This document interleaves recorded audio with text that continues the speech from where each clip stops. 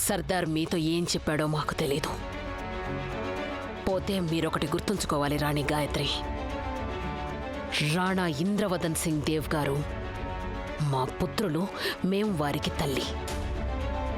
మేము రాణా గారి కోసం ప్రాణాలివ్వనుగలం.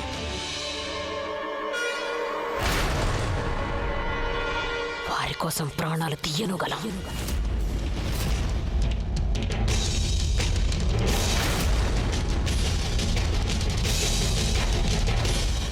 క్షమించండి, అలా మీరు నాకు నిజం చెప్పకపోతే నేను వెళ్ళి రాణాగారికి ఈ తావీజ్ ఇచ్చేస్తాను. అప్పుడు వారే మిమ్మల్ని అడుగుతారు, వారి తండ్రి గారికి ఇచ్చిన ఈ బాల్యపు తావీజ్ మీద సర్దార్ పేరు ఎందుకుంది అని.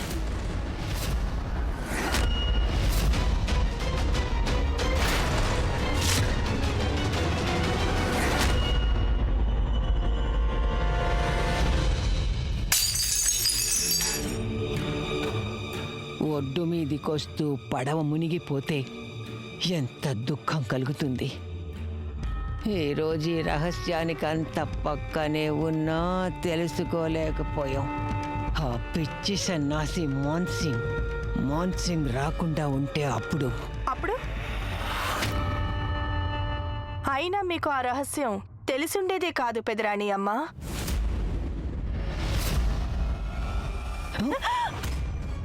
నువ్వెప్పుడు వినలేదా నీలో అధిక ప్రసంగం చేసే వాళ్ళకి చావు త్వరగా వస్తుందని? నువ్వు సర్దార్ని మచ్చిక చేసుకోవడంలో ఆలస్యం చేశావు. నీ కారణంగా సర్దార్ మనతో కాకుండా నేరుగా గాయత్రితో బేరం కుదుర్చుకున్నాడు. ఎప్పుడు పైపిచ్చు మమ్మల్ని హేళన చేస్తున్నావా? చెప్పు, నీ చేతి రక్తనాళాలు కోసేయాలా లేక నీ పీక కోసైనా?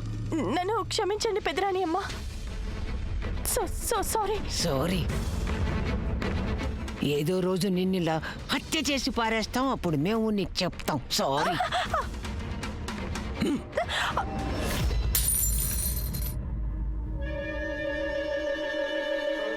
ఇప్పుడు ఆ రహస్యాన్ని మేము ఎలా తెలుసుకునేది? ఆలోచించు. ఆగండి, మీరు నిజం తెలుసుకోవాలంతేగా?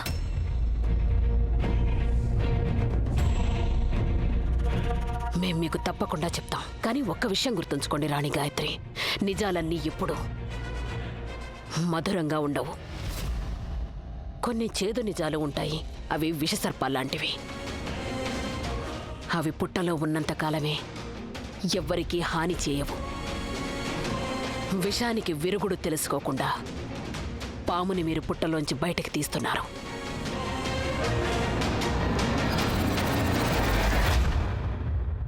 నిజమేమిటంటే పూజకి సమయం మించిపోతుంది రాజమాత.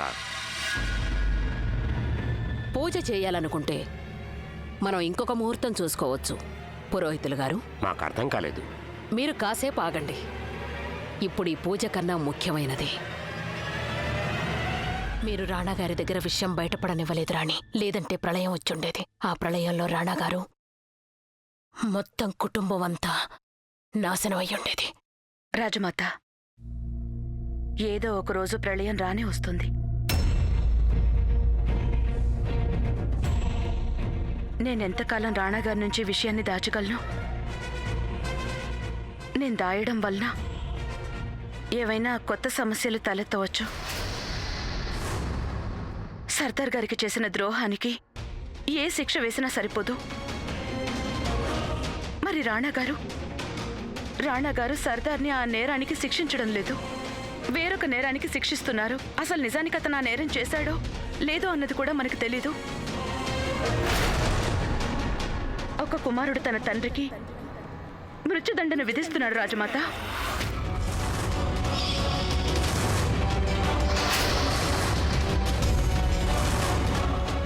ఏమన్నారు గాయత్రి?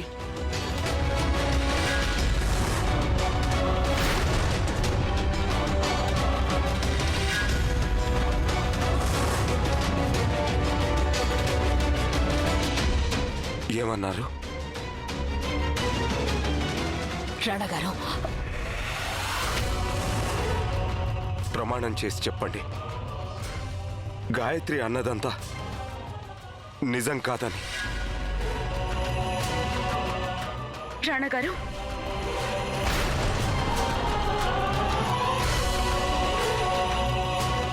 సర్దార్ది మాది ఒకే రక్తం కానే కాదని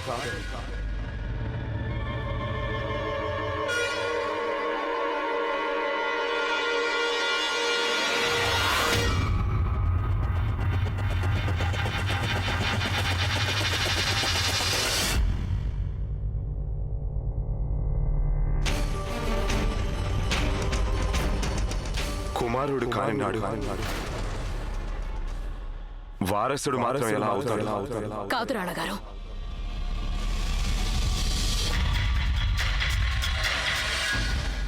మా జీవితం మొత్తం, మా ఈ ఉనికి మొత్తం ఒక అసత్యమా? మేము రాజులం కాదా?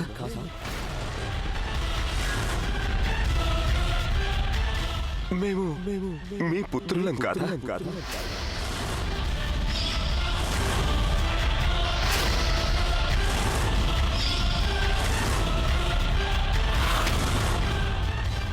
మేము రాజులం కాదు. మేము రాజులం కాదు. రాణా గారు, రాణగారు, మేము రాజులం కాదు. మేము రాజులం కాదు. రాణగారు, మేము రాజులం కాదు. మేము రాజులం కాదు. మేము రాజులం కాదు. మేము రాజులం కాదు. రాణా గారు, రాణా గారు.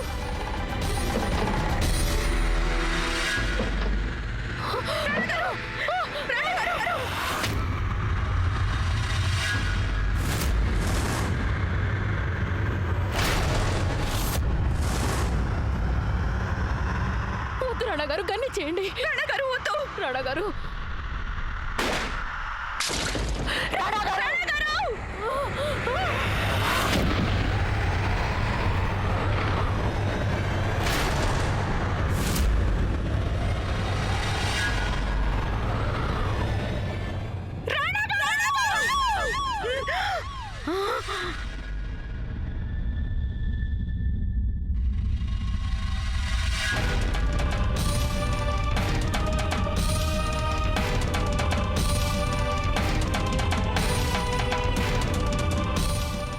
రాణా గారికి సర్దార్కి ఉన్న సంబంధం ఏంటో ఎప్పుడు కల్లో కూడా నా నోట బయటికి రాకూడదు దేవుడా.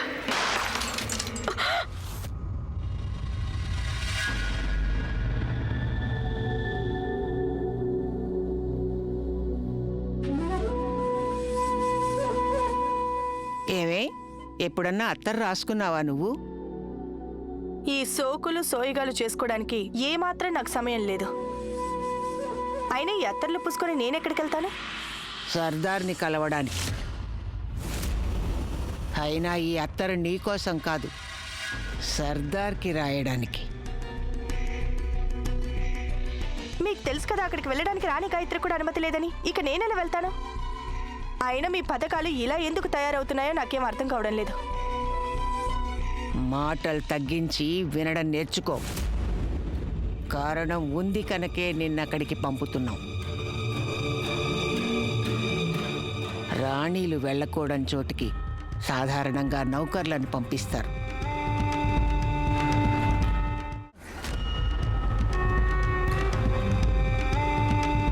ఆ రహస్యం ఏమిటో బయటి కక్కు. నీ మెడ తెగిపోకుండా నువ్వు బతికి ఉండాలంటే నువ్వు దాస్తున్న రహస్యాన్ని వెంటనే చెప్పు.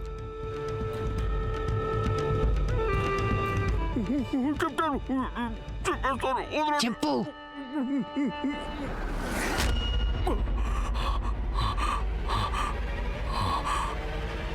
చెప్పు.